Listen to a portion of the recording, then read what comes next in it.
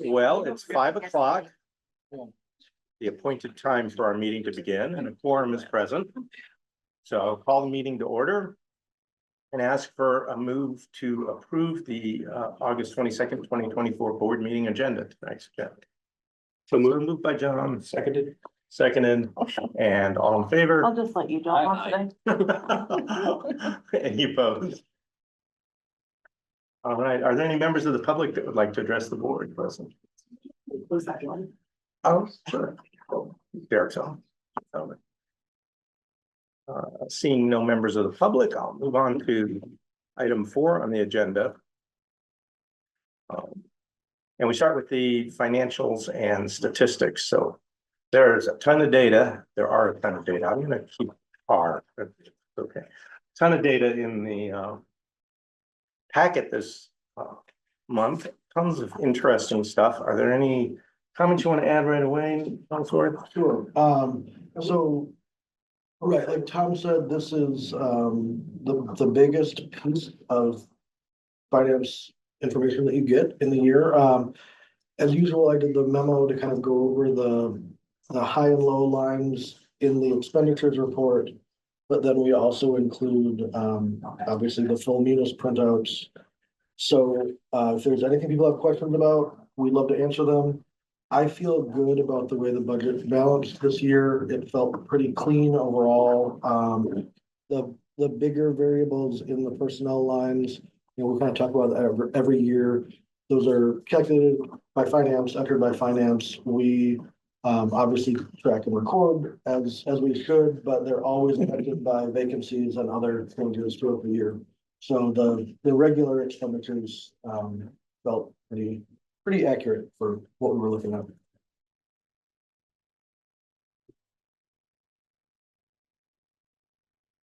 I'll say, as I've said in the past, how much I appreciate the memo. On at least one other board that I serve on, and sent it to the director as an example.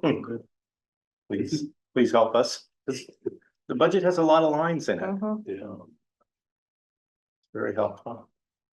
And we also have a lot of usage and material statistics.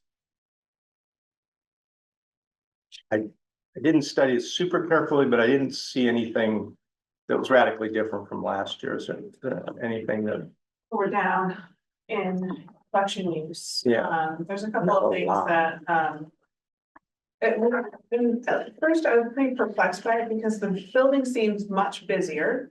Our summer reading program was a huge success. There's people checking out just stacks of books. So why is that not translating to the statistics? And later in the packet, I have a report about hoopla. And when I was looking at how much materials we added almost 7,000 less of items. So like physical items or ebooks and audiobooks to our Libby collection. And where the circulation probably was happening was in hoopla. Mm-hmm. And hoopla doesn't count as a circulation according to the federal government. So we'll see what the impacts to the hoopla's changes are. Our budget is looking far better after 1 month. And I'm hoping that it'll translate into, we're able to spend that money on items in Libby. We're able to spend that on physical items. We're seeing much more nonfiction come through. So I'm hoping that we'll see those numbers a little bit differently in the first quarter of this year.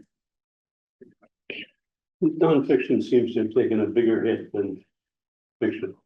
Oh, yes, and that makes sense to me, particularly how publishers are looking at nonfiction.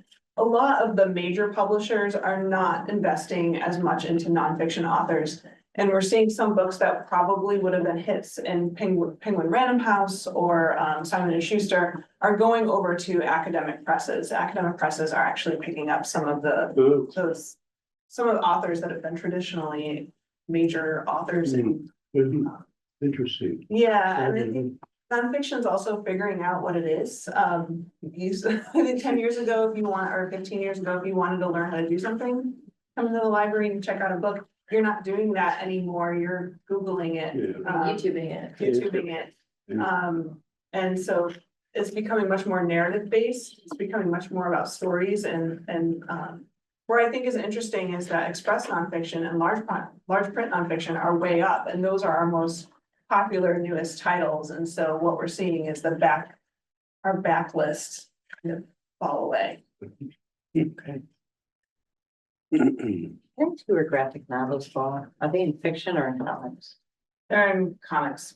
Some graphic novels, depending on the content, might be in nonfiction. So if there's a biography version, like Persepolis, that would be in nonfiction. Do we choose the word comics, or is that a word that's just accepted in the field? Because I think it's almost trivializing.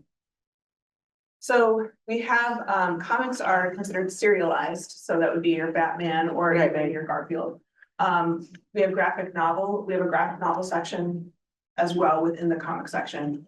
That includes much more narrative based graphic novels. So, There's so then shelves. it would be counted within our circulation within fiction, not necessarily within comics. Right. Okay, so I misunderstood it again. I thought when you said that graphic novels were applying to comics, but you're saying comics are the serial and the. I would put that. I did have another question, if you like, under the library cards. What does the abbreviation AIM stand for under Yeah. education? Day parent. Go ahead. I would say, go for it. No, we know it, yeah. It's our AIM card, the students. Got the it, it's student the, access that's cards. cool, okay, Yeah. I just hadn't thought about that abbreviation, I know it is. You happen to know what percentage of AIM cards are used in the course of a year? Yeah, Is it in but I there? don't have the number. Okay. It just broadly, is it more like a quarter or more like 3/4 or? Okay. Okay, They're used, the kids love them. Yeah. Yeah, we Yeah. hear about them. They are mostly used upon the bookmobile, but like this summer, oh, interesting. this summer heavy use. Interesting. With that. Right, okay. It has just kind of increased there. Okay, Here. Brent will do the newest data, after Labor Day with the school. And then we'll have an influx of parents who realize that they opted out when they really wanted to opt Oh, in. yeah. So then we'll have an influx there. Of students. Giveaway books on the bookmobile, so no one's walking away disappointed that first week and so they don't say. There. and just for the record, the usage could be very low and I would still think it's a great Yeah. thing. It's, you know, I'm just curious. When the kids get those cards, they. Like, especially the younger kids, they just run, they think it's so cool because Yeah, that's first like, ID. yeah. I'm gonna go back and ask about usage again, we've seen it decrease year after year after year. Gosh, more than 10, it seems like. We were up last year. Okay, where do we hit the plateau? I'm just wondering, because I'm looking at trends. And when we try to justify libraries, when we see usage decreasing over many years, not just 1 year. So we've got a blip last year. But it seems like we've seen this pattern for a while, and I'm just wondering what the trend is and where you think it stabilizes.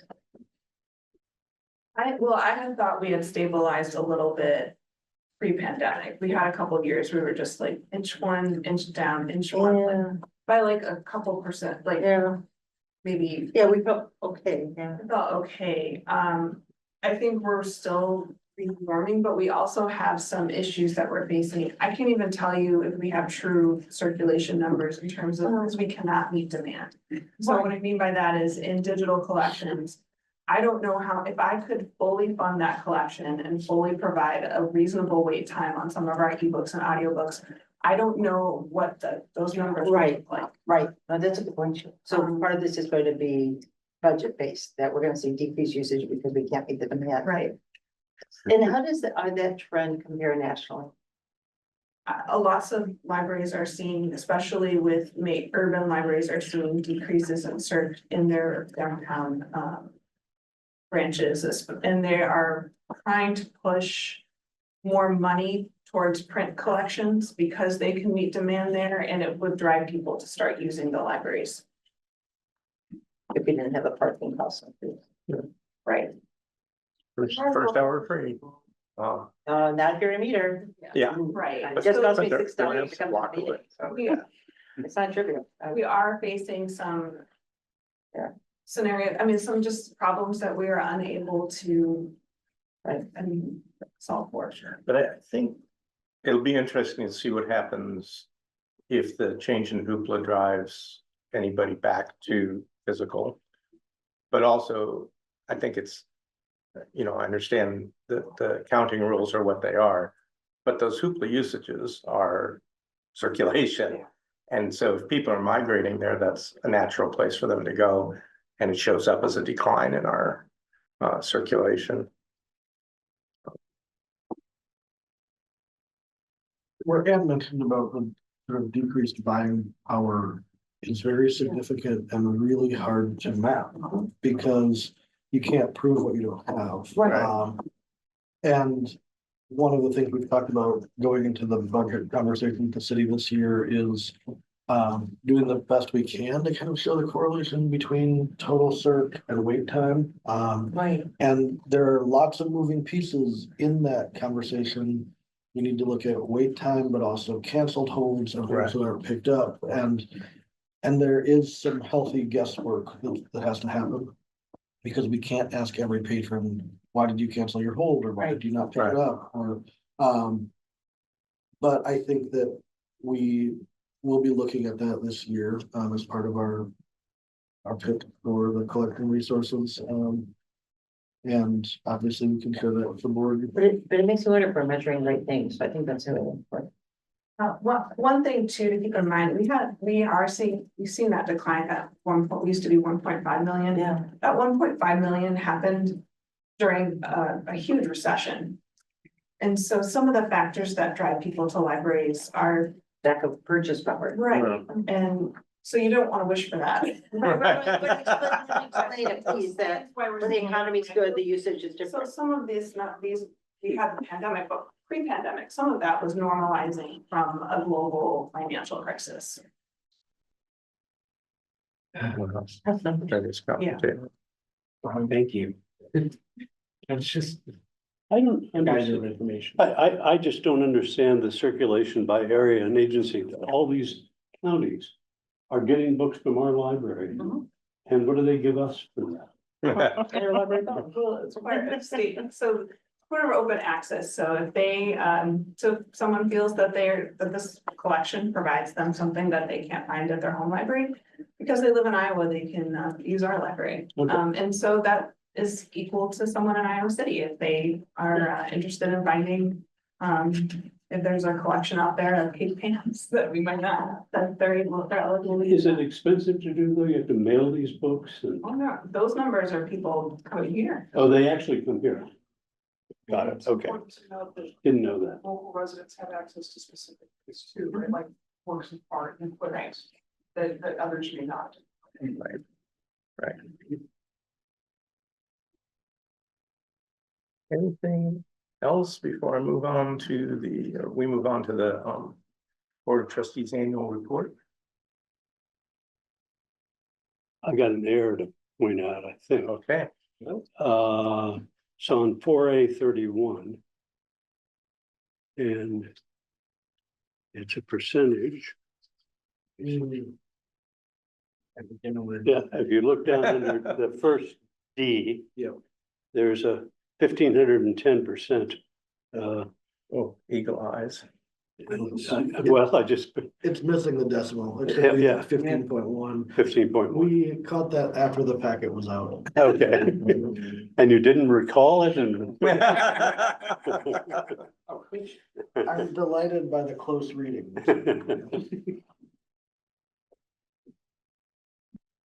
Okay, so the trustees annual report we talked about at our last meeting, made a few suggestions. I think those are redlined in the document in front of us. Is there any other commentary on the Board of Trustees annual report? These look great, yeah. Good. Peachy keen. Okay.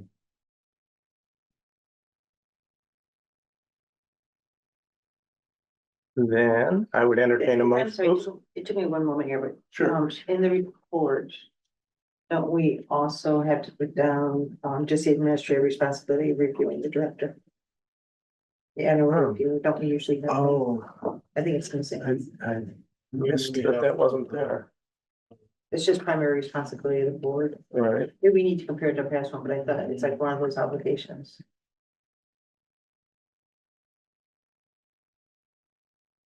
Maybe there's a template that other boards use, but I felt, Yeah, yeah, it might be hiding inside employing staff, but Yeah.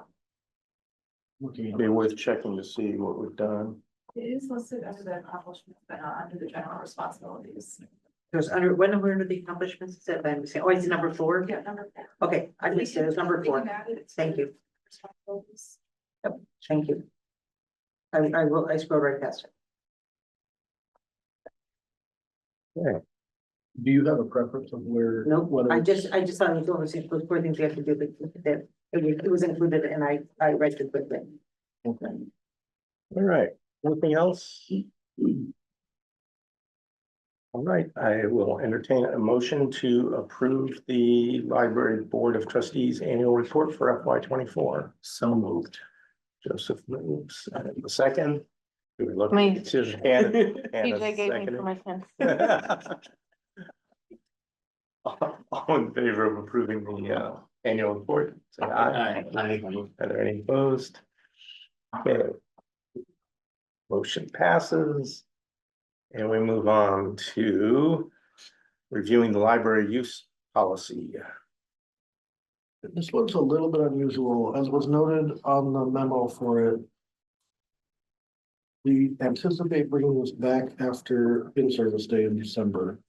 But since this is a major, we use this policy all the time. It's one of the most often cited policies.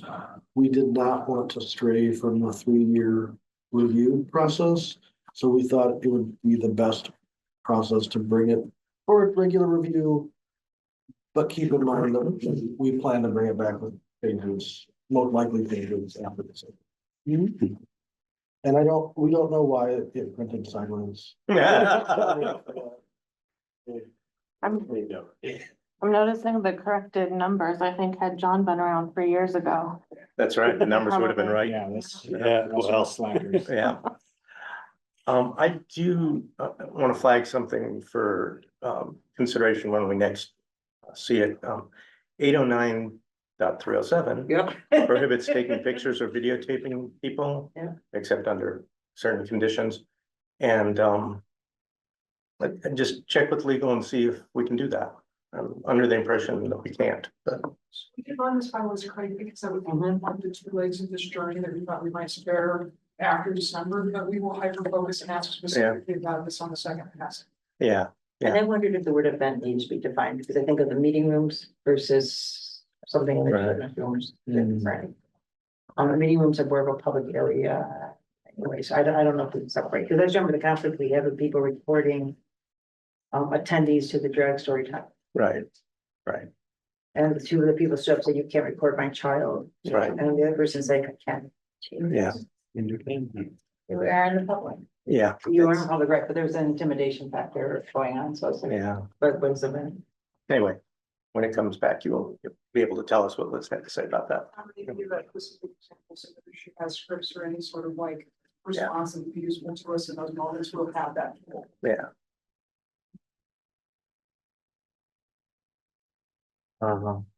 So with the understanding that we're going to see this again in the not too distant future, I will entertain a motion to approve policy 809 on library use. I move that we approve policy 809. Seconded, all in favor? Any opposed or none? So let's talk about alcohol.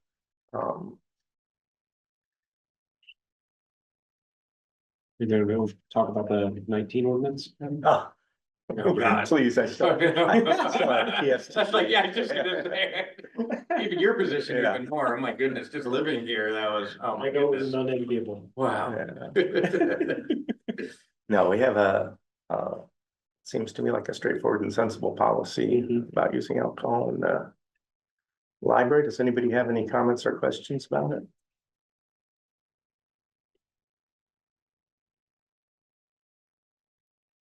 I move to approve. Okay, it's been moved to approve the policy 817. Second, Yes, ma'am. all right, seconded, all in favor? Aye. Are there any opposed? Okay, motion passes. And we move on to the director's report. I was always happy to answer questions. Anne noted in her report, briefly, I did not note in our report, but Anne and Gannon and I were on Talk of Iowa, we talked about, libraries in general, access, ebooks, and I thank Anne for her willingness to do that. Otherwise, happy to answer questions. There have not been any SF 496 updates for us locally since this was written. Do we think that this being implemented is going to affect AIM usage? There's not enough information yet Not to yet. know.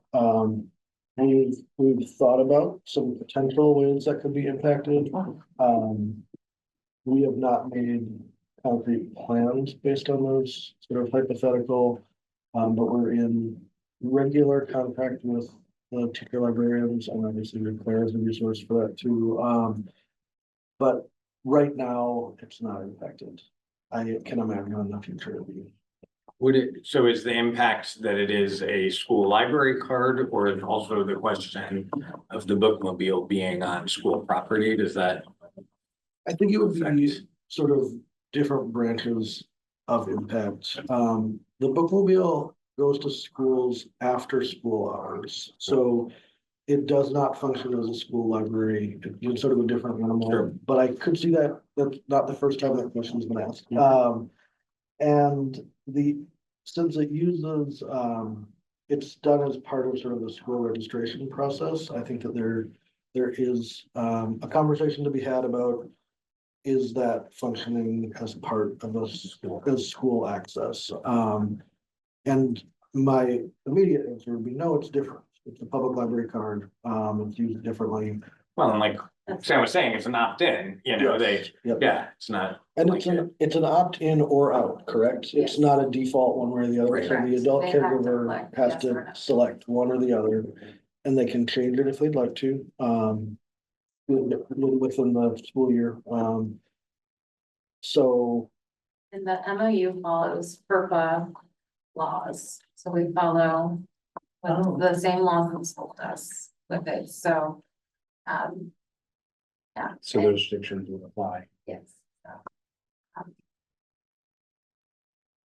So, and that's mostly just getting the data from the school, and how we talk with the school, but again. I think the only time it would come into play is when there are classes and there are teachers that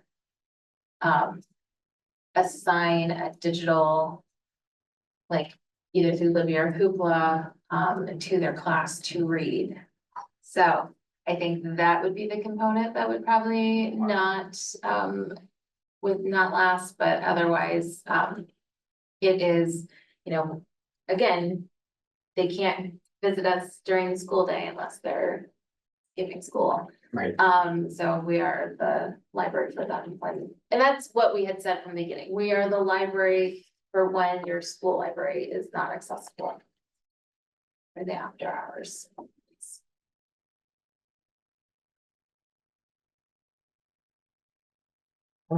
Excuse me, on the public libraries of Johnson County. It sounds like, you feel like one of the functions of that group is sort of an advocacy and education function. What, I guess I should just ask it open-ended. What are the important functions of that? I think a lot of it is communication based. We want to know what the other libraries are doing and coordinate service as appropriate with sort of the end user in mind as far as what can be seamless. Lots of things can't be seamless because we have different budgets, different governance, et cetera. But I think the idea for a strategic plan, which my guess will really end up being more of shared values, was during some of the last legislative session, especially those of us at larger libraries would get asked sort of to speak for the group to, so what are the county libraries doing about this? And because we have camaraderie and we communicate regularly, but we haven't written down anything that we all agree on, philosophically or service really, that it would be beneficial to at least be able to lean on being able to say, the public libraries in Johnson County, Iowa, all prioritize access. Yeah. And things like that. So I don't think that it will be particularly deep or even action rooted document. But my hope is it will give us some shared language that we can use when sort of asked to represent each other. That makes sense. And I just remember, if anyone's thinking about going to the ILA conference, I'll be driving up one day, be glad to carpool. In the past, we've had trustees carpool. And if you haven't gone before, it's a really good use of time. And maybe Deej can speak to this, because I know Deej has been to this repeatedly. There's anything you want to say about? Oh, it's just, I cannot put to words how valuable a day it was to be there. Well, actually 2 days. I just, seeing the inner workings of it, it's like coming to your first board meeting, at least in my experience, and it's just getting your eyes opened, and the passion behind it. Cannot recommend it highly enough, at least once as a trustee. It moves each year, but. Yep.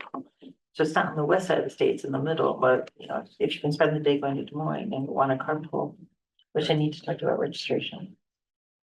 And in the past, we paid for trustee registration if they want to go. We can pay for trustee registration, and in the past, have we paid for lodging as well? I don't know if we've ever had a trustee's day. We haven't had anyone stay out there. Registration. But if you'd like to go for more than one day, please talk to Jen or I, because we can look at best practice and figure that out. Well, To with the opening keynote will feature Matt Rinker and Jeff Taylor, who wrote library bills on behalf of libraries last year. It would be a panel discussion and the moderator Zach Tyler Pond from Cherokee, which is an aberration for normal practice, but we give you an opportunity to talk to legislators directly to if that is of interest. and if you are unable to carpool, but would still like to go, additionally, we can reimburse mileage. And Jen's been doing registrations all week, so this is a great time to add yourself to the list. And they have the whole schedule out already. They don't always have it out this early. So if you do want to look at what day you'd prioritize, it's available on the website.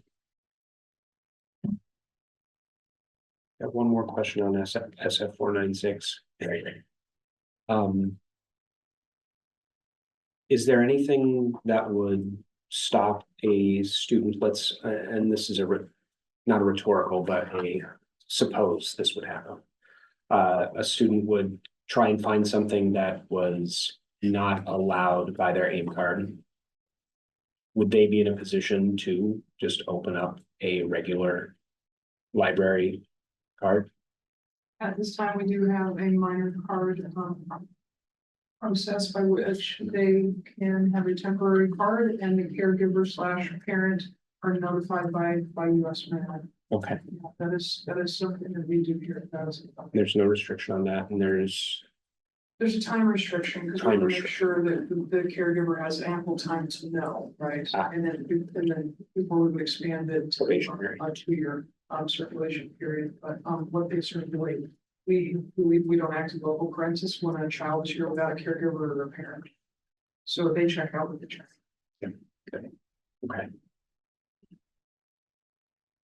I'm just wondering, Including self-checkout, just to be honest. Right. Right. So we might miss it.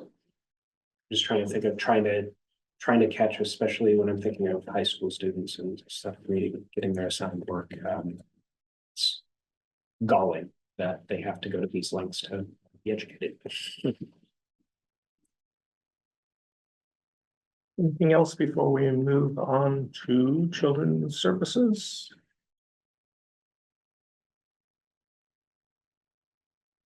Comments or questions on children's services? It's an awesome D&D campaign that I dropped into for, Oh, Comic-Con. no, it wasn't during Comic-Con, it was during it was for kids with autism.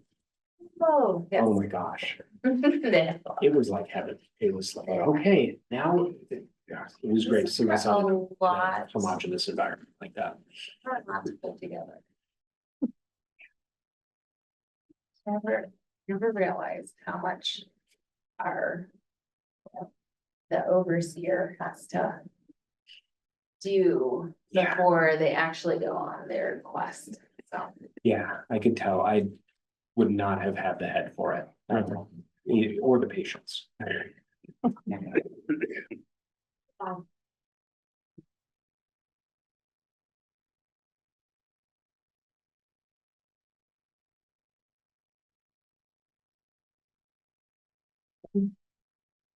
Anything else?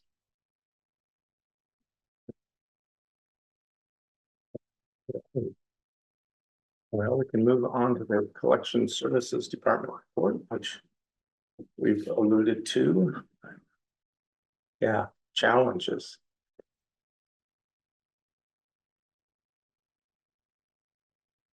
The table of cost per use was super helpful for me in conceptualizing what's going on. Yeah. Since we removed them, or since they're no longer in Hoopla, the last month, we've seen a huge surge in. Right, so the cost per use is dropping, yeah. We now have, even Copperhead was one of the books also on this list that was like, I think it was fixed. And we have over 100 holds on it now. Great book. It is very good, yeah. How many hard copies do we have of that? Oh, we have like 10 and there's only 2 holds on them. Oh, really? Yeah, That's it's interesting. that's what I've been telling people too over the phone. I was like, I have that whole series in print. Sitting on the shelf right It's now, right here. right here That's waiting for you. interesting. Do they see that when they try to get on the digital list? Like, does it say? We I have. mean, I know like when I look for a book, I can see both listed, but if you're only in Hoopla or. I don't You're know, only in Hoopla or Libby, they don't want to tell you They that. won't tell you that. But I think there are things that we can talk about with the cow.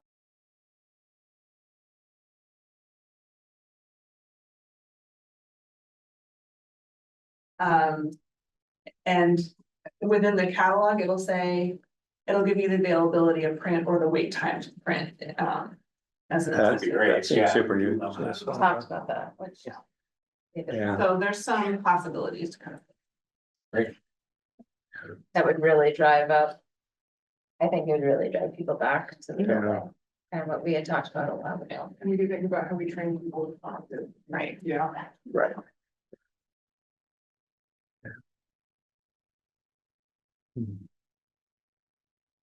It's like shopping at Hy-Vee. Can you deal with this alternative? Yeah, right. Have you had complaints about the revised policy? Lots of them, or? I've had 5 that have come directly to me. I don't know how many were fielded on the desk. And the ones that I've had were pretty long conversations, but I think they ended positively because it was a whole new challenge that they had no idea that was happening in the back end. I'm on IPR really over at the help desk. We've had a lot of conversations, but it's that educational component from IPR. Yeah. Mhm.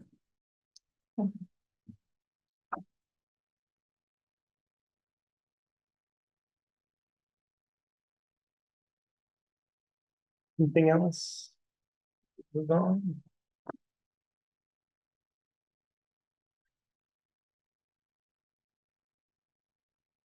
Okay, and we have the IT report. Questions about that? There been an outage was fine. Yeah, it sounds like a fun day for the IT group. Yeah. I did too. Anything?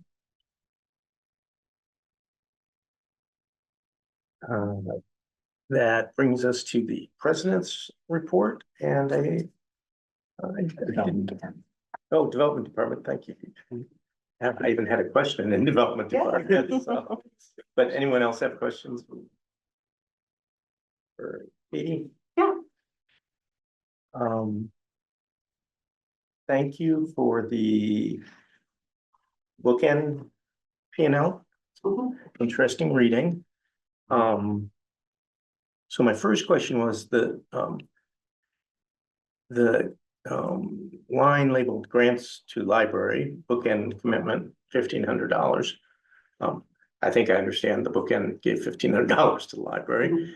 It seems a little funny, right? Because then the net income lives in the foundation where its purpose is to support the library, right?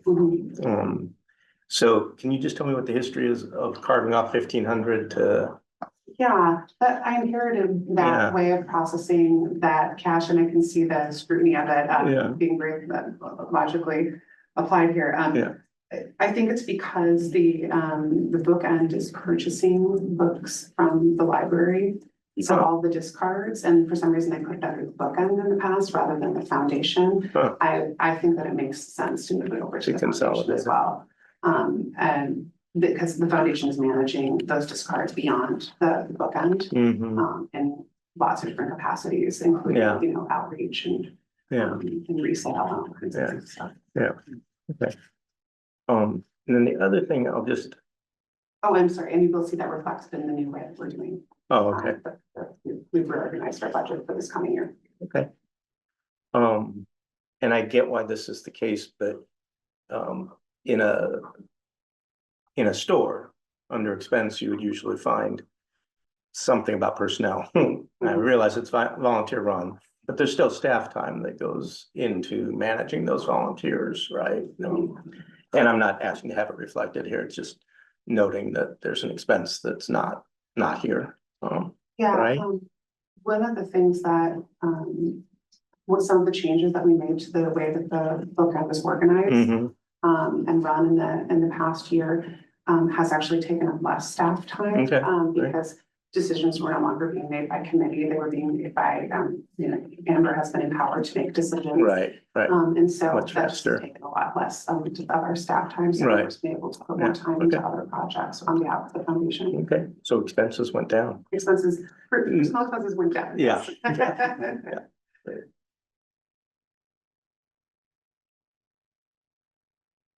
Anything else for Katie? Of course, you only notice typos when they're published and you're sitting in a public meeting, but I should say many volunteers are needed, not many volunteers too needed, so typo please.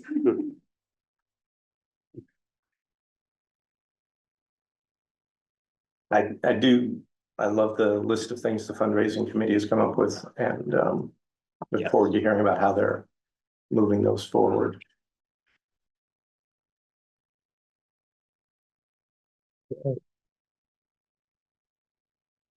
So I think that brings us to the president's report, of which there is none. Are there any announcements from members?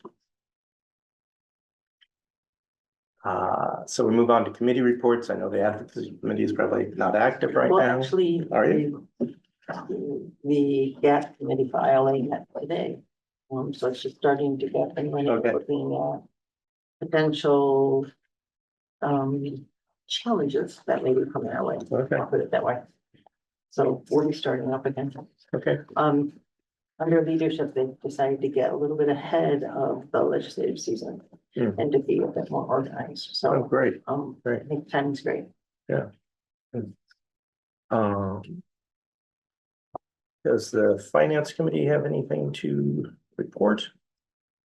Well, we met in fragments, not all at once because it's too difficult to get together, but you've got the report in front of you and it's pretty balanced. It's there's overages, but then those seem to be almost balanced by underages. So things look pretty healthy. Good. I think the committee basically, I agreed to that, I believe. Yes, Mike. Good. And anything from our foundation board members? I've met with, I may not have been in my, a couple of, I will say how impressed I am, I zero in on certain things and just the way it's organized. I love the way that Katie keeps this organized. I think I'm agreeing to meetings clear into 2025. I don't really know what, if when I hit yes, if I can really make that meeting. Great. Very well. I appreciate that. All right. So communications were included. Were there any comments on the communications? Brings us to the consent agenda containing the minutes and 2 disbursement packages this time to catch the end of the year. Any? Do I have a motion to approve the consent agenda? And a second? I'll second. Hannah seconds. All in favor? Any opposed? Okay, well, we next meet on September 26th. We'll have a budget discussion, talk about legislative agenda, and review the policy on policies, of course. Yeah, we'll just hope the committee on committees will consider the makeup of the people reviewing the policy on policies. And get department reports from adult services, community and access services. I believe that brings us to the end of our agenda. And so I'll declare the meeting adjourned. Thank you all. Thank you.